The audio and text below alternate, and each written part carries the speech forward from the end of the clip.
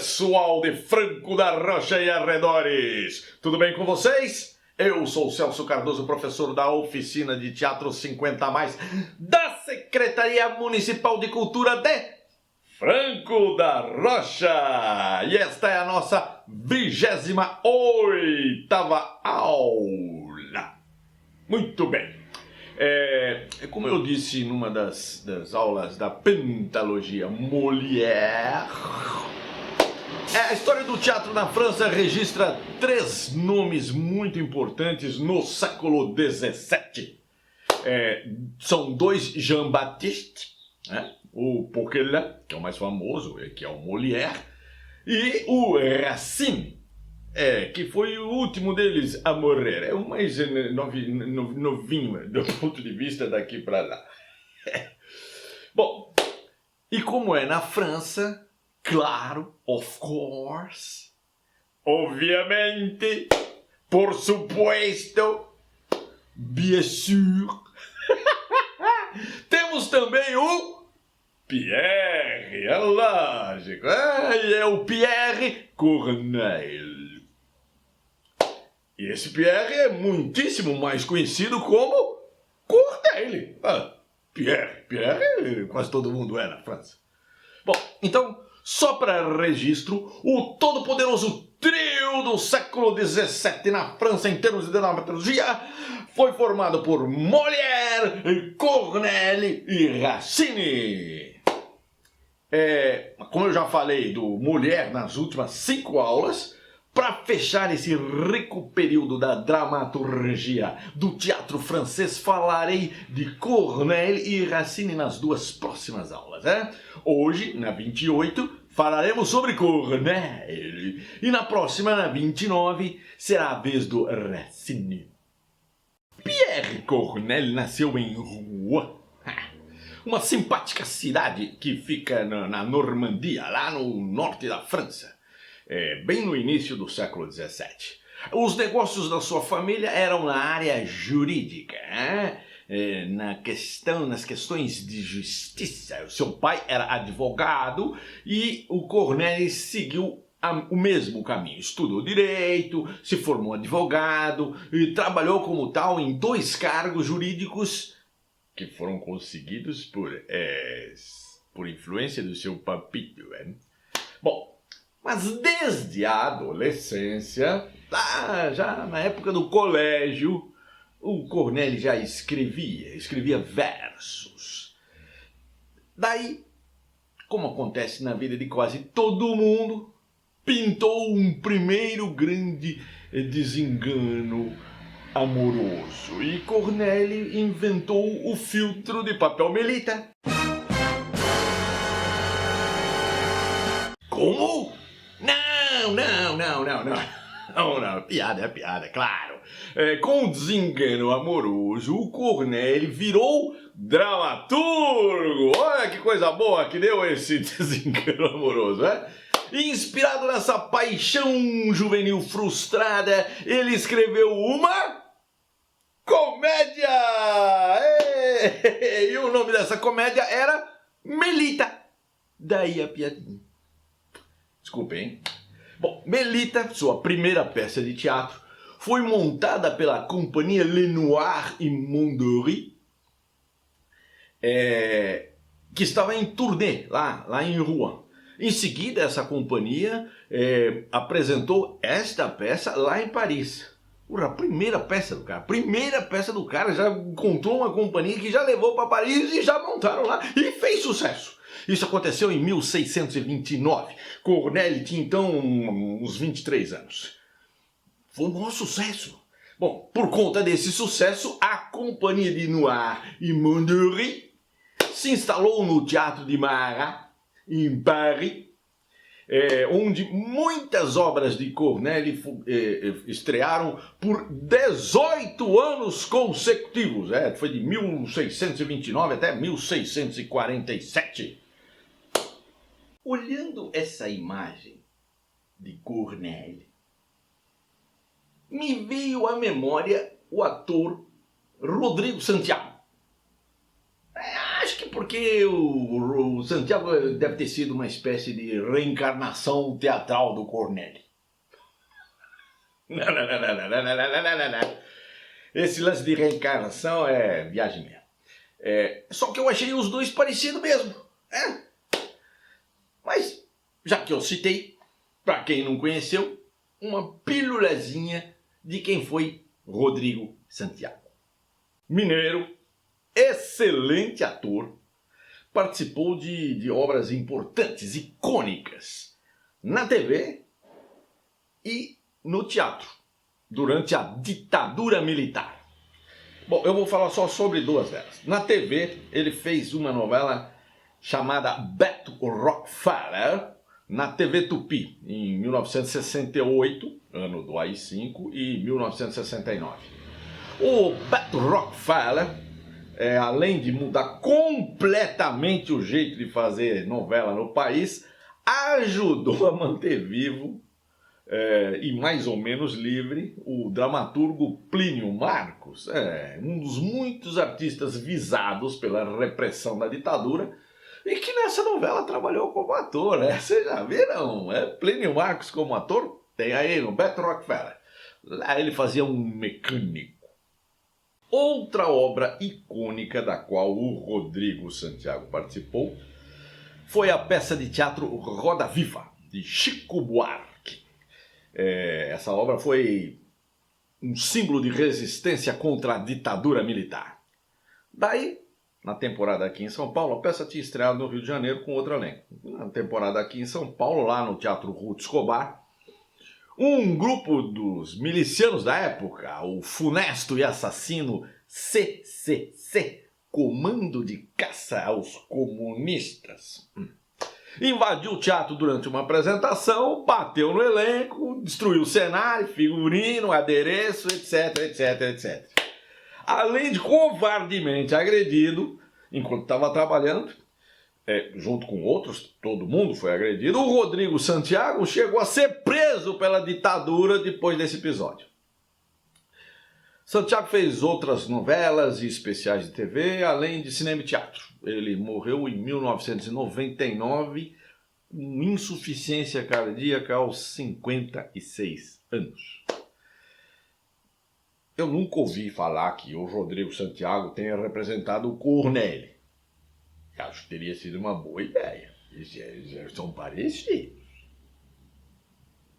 Por falar em Cornélio, vamos voltar, né? Vamos voltar para a história dele, né? Que é o tema da aula. Bom, o Cornélio escreveu muito, e por muito tempo, mais de 40 anos escrevendo. Afinal, ele morreu com 78 anos, o que era uma média, o que era muito acima da média dos homens lá na época dele, no século XVII. Bom, ele continuou escrevendo comédias. Esta aqui eu preciso ler porque não dá, cara. O nome da comédia é Clitandro ou A Inocência Libertada. Clitandro é demais. Também escreveu A Galeria do Palácio.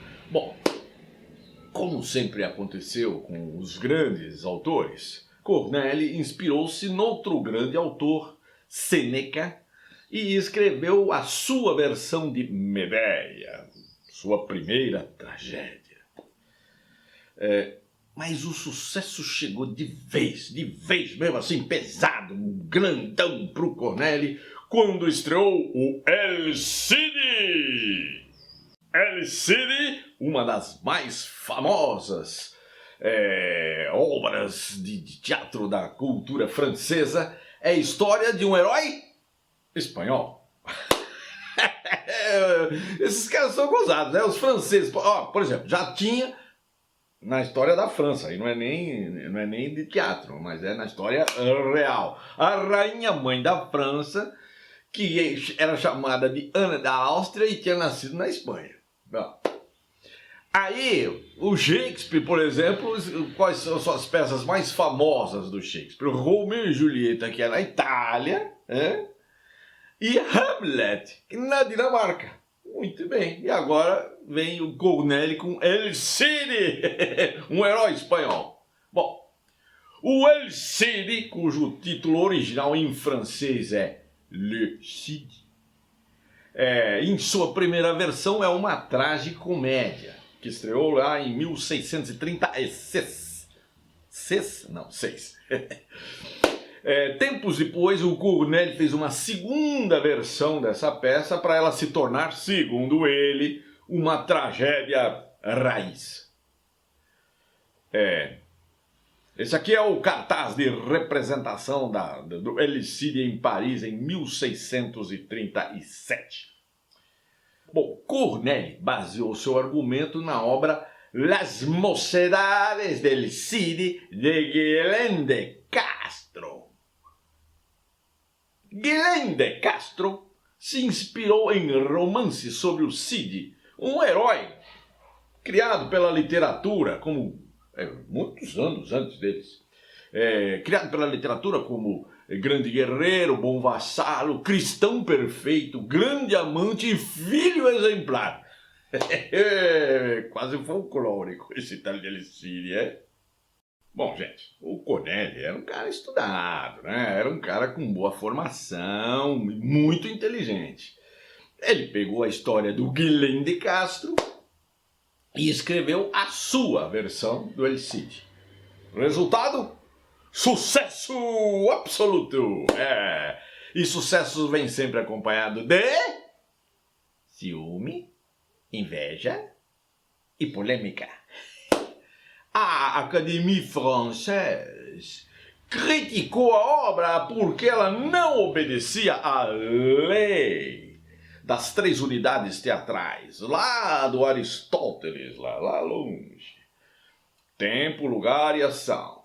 Ele mexeu em tudo isso. Até aquela altura do campeonato, essa lei era um dogma, tinha regras consideradas obrigatórias, que o Corneille resolveu desobedecer. Dá licença, vai. Foi um dos aspectos mais interessantes do El Cid, do Corneille. Ele tratou de temas incomuns para a época, o tema que ele pegou desse herói não era uma coisa usual, e fez isso de maneira incomum. Maravilha! Quebrar paradigmas, ousar um novo, um nunca antes experimentado. Vai, Cornélio! Sevilha, Espanha, século XI. Dom Diego, pai de Rodrigo, e Dom Gomes, pai de Ximena, decidem casar seus filhos, que se amam. Até aí, tudo bem, né? Tudo em ordem. Bom, ocorre que o rei escolhe Dom Diego, o pai do Rodrigo, para ser mentor do príncipe. É um cargo muito importante. Dom Gomes fica mordido com ciúme de Dom Diego e dá-lhe um tapa na cara.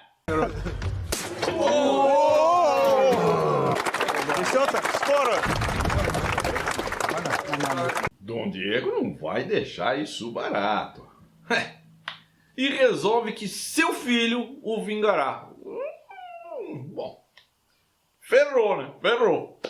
O Rodrigo tem que escolher entre a Ximena e o seu pai. E ele escolhe o pai. Ou seja, para salvar a honra de Dom Diego, o Rodrigo mata Dom Gomes, seu futuro sogro. Que coisa. Claro, o namoro com a Ximena acabou.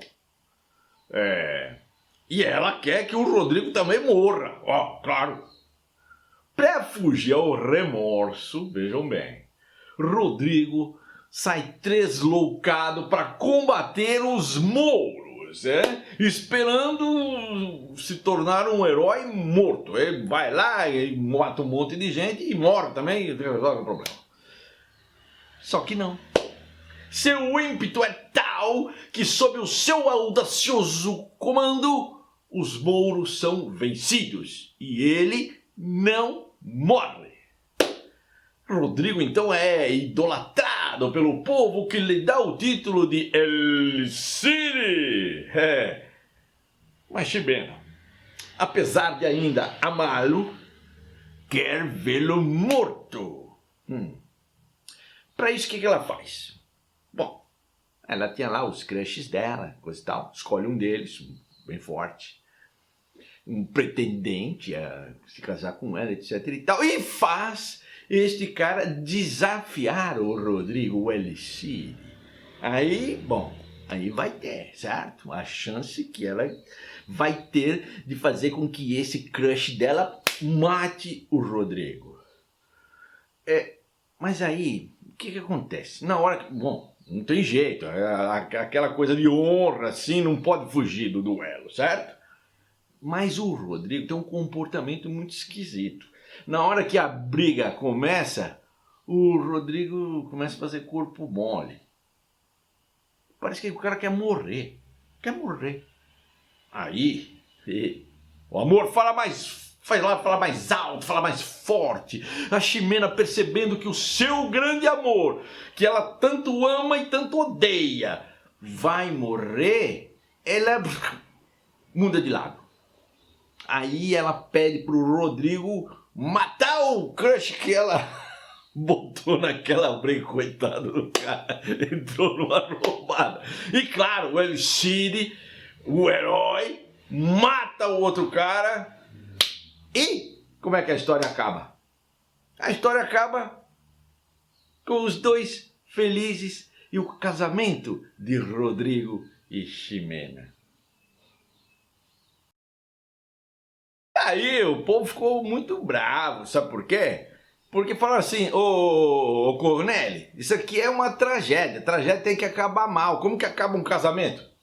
Ah, dá licença, aí falaram que era tragicomédia, foi daí que depois ele mexeu, etc e tal, mas essa parte aí não mudou não. Bom, o Cornélio continuou escrevendo mais e mais peças. A Académie Française, que havia criticado tanto a estreia do Elcidi, 10 anos depois, o admitiu como membro. Ele foi da Academia Francesa. Em 1650, esse tal de Cornélio, que ia inventando coisas e aí a sua grande importância no teatro também, além dos seus textos, ele escreveu Andrômeda, uma versão dele de Andrômeda. A maquinaria necessária para a encenação dessa peça fez com que se construísse um teatro, o Teatro de Petit Bourbon, que eu já falei nele nas aulas do Molière, foi construído para a montagem de Andrômeda, do Cornélio. Olha que coisa legal, hein? Por conta da sua carreira como dramaturgo, Cornélio tinha renunciado aos cargos que ele tinha lá no judiciário, aqueles empregos que o pai dele tinha arranjado para ele.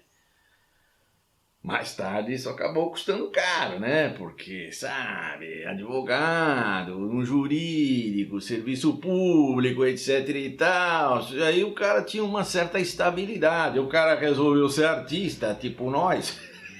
Se ferrou. Perdeu o apoio financeiro oficial e ele acabou se afastando do teatro, tipo, por uns 10 anos. Aí ficou fazendo só outras coisas, como autor, como escritor, mas não no teatro. Por volta de 1662, 63, ele voltou a receber uma grana real, uma pensão dada pelo rei Luís XIV. Há vários autores, né? Até eu lembro, eu falei também, Molière também recebeu essa grana aí. Cornélio é considerado o fundador da tragédia francesa. Desses três, ele era o mais velho e o que mais escreveu. Por não respeitar as regras clássicas, ele acabou dando uma identidade própria à sua obra e, por extensão, à dramaturgia na França. Ele criou heróis admiráveis por sua grandeza moral e representou paixões violentas com seu vigoroso estilo. Cornélio continuou inovando o teatro francês. Escreveu musicais, vários, entre eles Psyché, em parceria com Molière, falei disso. Pierre Corneille morreu em Paris em 1684 aos 78 anos. Tem uma versão cinematográfica do El Cid, dublada, disponível gratuitamente no YouTube, tá? O casal protagonista é representado pela belíssima e boa atriz Sophia Loren e pelo canastrão Charlton Heston. Acho que não é nem assim que fala o nome do cara, mas também não tem muita importância, porque o cara é um terror. É a parte cômica do filme. Bom, o link desse filme está aí na descrição do vídeo. Gente, também desta peça do El Cid eu queria ter colocado aí no link, mas eu também não encontrei uma versão gratuita para leitura na internet. Bem, por hoje é só, pessoal! Na próxima aula, Racine! Abraços e beijos antipandêmicos e cuidem-se e divirtam-se! Au revoir!